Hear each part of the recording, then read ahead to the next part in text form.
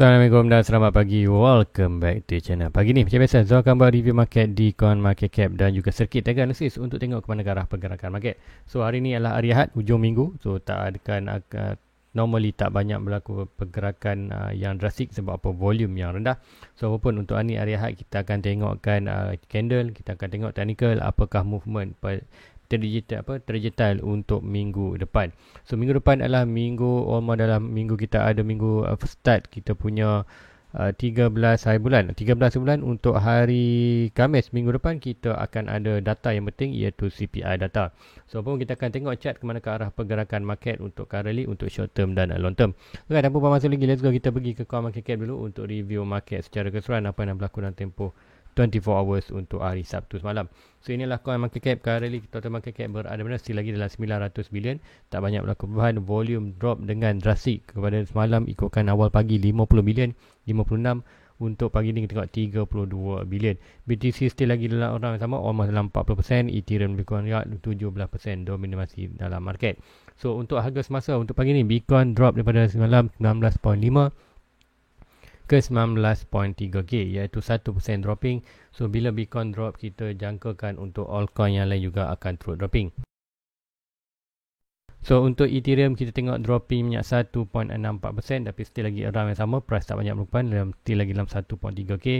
Kita ada major support untuk Ethereum di kawasan 1.2, sama dengan Bitcoin kita ada di 19.1k. Kemudian lain-lain altcoin tengok yang drop dengan yang banyak, kita tengok ada tak ya Solana 1.8, Dogecoin 1.2, Polkadot Matic 2.46. Kita tengok SRP apa yang jadi SRP regain top 6 0.07 selepas weekly dia naik hampir 8%. So lain coin ada tak yang hijau. So mostly semua sedang melakukan dropping disebabkan apa? Kita tengok Luna Classic 1.26, tapi still lagi dalam kita punya major support. Dia jangkakan dia akan sideways yang lama antara 0.002 ke 0.01. Dia akan sideways. Kalau kita berlaku sideways, Luna C akan berlaku base. So good untuk kita tengok buy untuk long term. Tapi ialah high risk coin, so make sure anda invest duit yang expected anda beli loss. Nanti kita akan tengok agak coin Luna Classic ni ke mana ke arah pergerakan market. So tanpa bermasa lagi, let's go kita pergi ke coin market cap, ke trading view untuk tengok chart. So ini adalah pergerakan Bitcoin. Sebelum untuk pergi ke Bitcoin tu nak tengok ke DXY dollar dulu. Sebab apa kita perlu penting DXY dollar nak arah mana. Sebab apa sekiranya dollar terus mengukuh, aset-aset lain tak kiralah Bitcoin ke ataupun gold ke, semua akan turut melakukan dropping. So kita akan monitor DXY. So apakah DXY yang akan possible berlaku untuk di kuartal DXY. So DXY ni awal pagi tadi tu tengok dah. So tengok sikit buat analisis awal. So kita nampak pergerakan yang tu share sebelum ni, kita ada resistance dan ini. So untuk short term, untuk di 4 hours kita nampak RSI belum lagi cross. Tengok zoom in, iaitu store RSI dah pun berada di overbought. So momentum untuk naik tu dah tak ada. Momentum ada lebih untuk dropping ke bawah. So itulah untuk store RSI. Manakala RSI berada di kawasan kuartal 50-70 belum lagi overbought. So minit ada lagi untuk naik. So kalau ada naik ke possible, kita akan tengok untuk store RSI akan sideways di atas overbought. RSI naik, kemudian kita akan jangkakan ada possible untuk dia naik. Tapi berdasarkan ini, kita berada di kawasan resistance. So dua resistance kawasan tu. So apa yang dijangkakan untuk di DXY ni untuk 4 hours, kita jangkakan selama baik saja kita dapat dead cross kawasan ni, iaitu blue cross yang kuning ni, kita akan jangkakan price akan start dropping untuk kuartal DXY. Cuma dropping tak jauh tu kita tengok store RSI. Sekiranya store RSI terus dropping, kita tengok contoh DXY drop warna merah ke sini, kemudian kita tengok store RSI terus berada di oversold. So meaning kejatuhan ni adalah untuk kejatuhan hanya di support.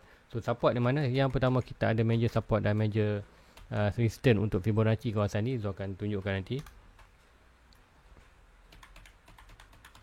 Okay, kita akan ada pergerakan ni. Yang pertama kita akan tengok major support dulu untuk movement ni, iaitu daripada low ini to high ini dan high ini untuk low ini.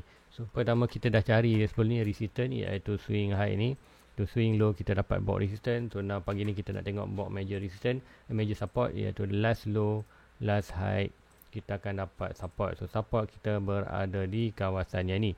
So inilah kita punya box support dan box resistance untuk di DSY.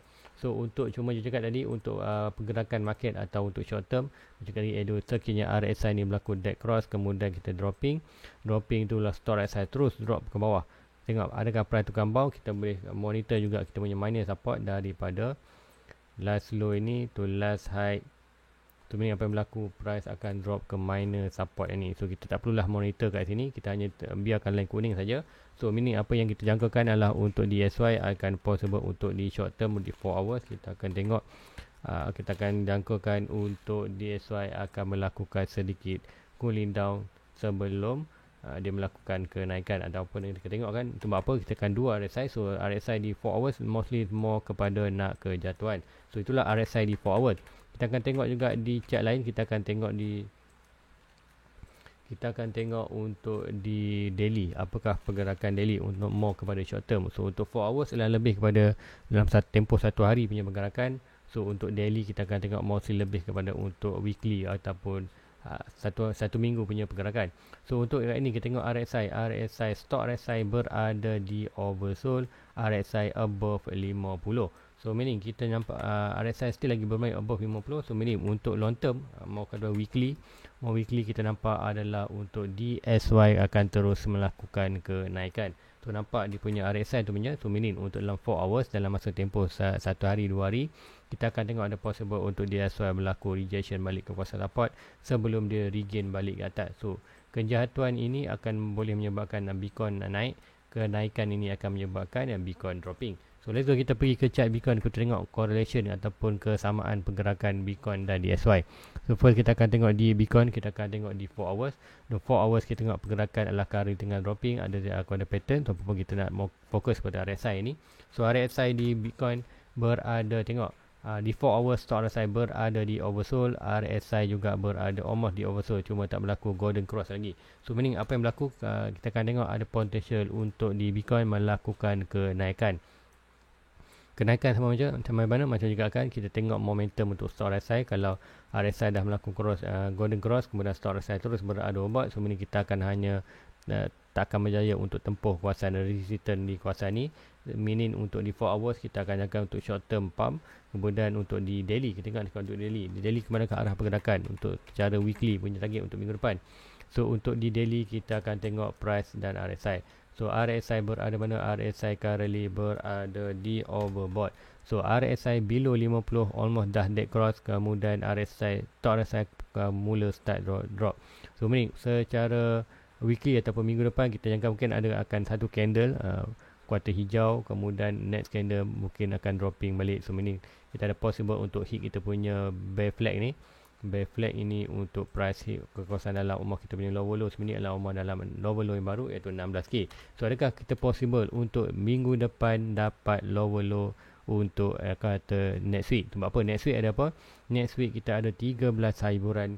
Kita akan ada CPI data untuk inflation rate bulan data untuk bulan 9. So ini kita akan tengokkan inflation rate bulan 9 13 Oktober. So sebelum ni Ogos, September 13 kita dapat CPI drop daripada 8.6 drop 83. Tapi kenapa price Bitcoin drop DSY naik? Disebabkan month of month terus melakukan, kata year of year yes dropping daripada 8.6 ke 83, tapi month of month still lagi berlaku peningkatan 0.1%.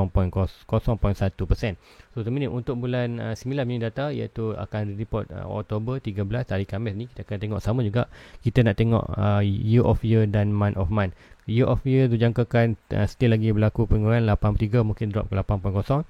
Tapi kita tengok month of month tu yang penting. Kalau month of month still lagi berlaku peningkatan, meaning apa yang akan berlaku tengok di 13 hari bulan tu, kita akan jangkakan akan ada possible price drop. So bergantung pada data yang kita dapatkan SPY untuk dapat gain momentum dalam market. Sebab apa?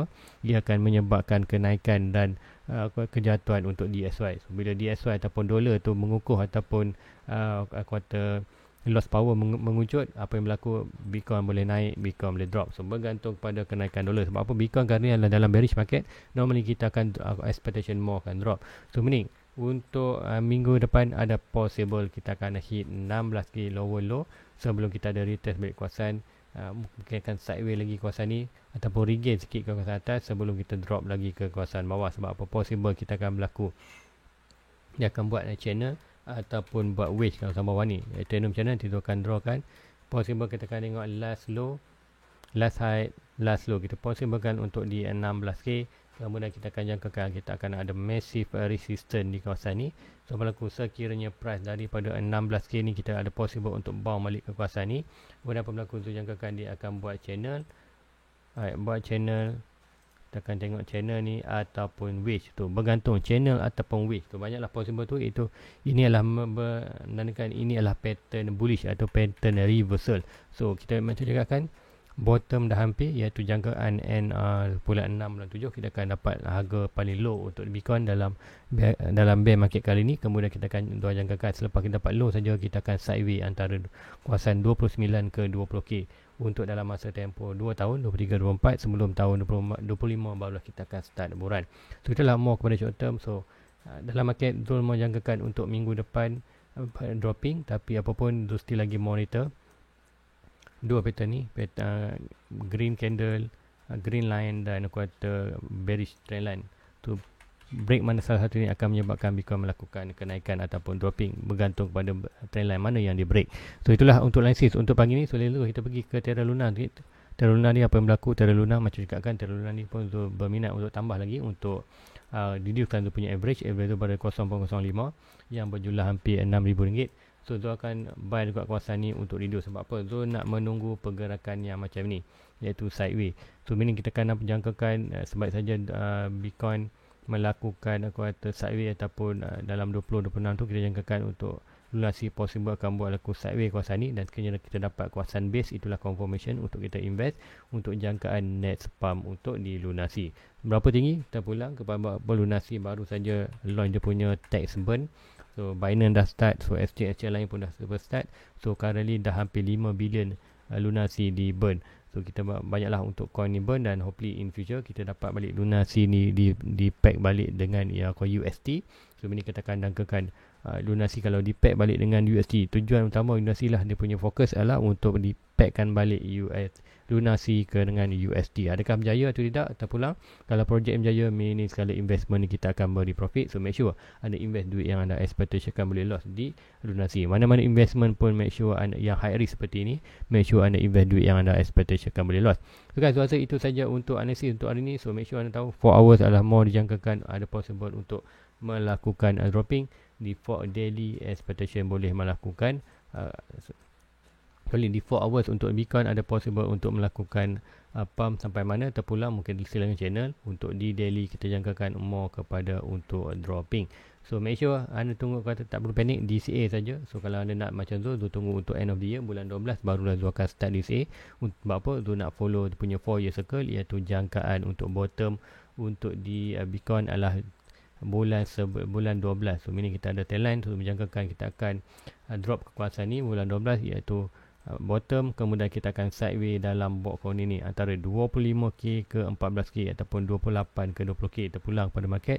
Tapi itulah Zul jangkakan kita akan sideways antara 28 ke kuartal 20k. So itulah position tu. Last adakah kita akan dapat? Hopefully kita dapat untuk bulan 12. Sebab apa? Bulan 12 ni kalau kita dapat bottom ataupun awal bulan 1 dapat bottom Bitcoin, meaning untuk all coin juga kita akan dapat massive discount.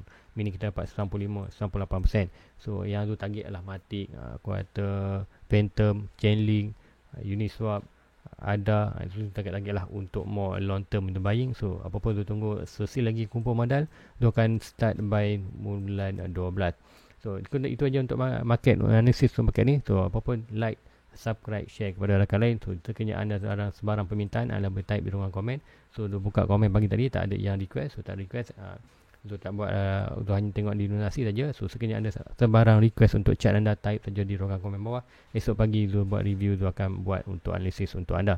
Currently untuk live Zul tak dapat nak buat lagi. Hopefully minggu depan ataupun next week, ada 2 week barulah Zul mungkin buat live balik untuk malam. So nanti Zul akan updatekan macam mana. So guys, itu saja untuk pagi ni. Like, subscribe, jumpa anda di next review. Assalamualaikum.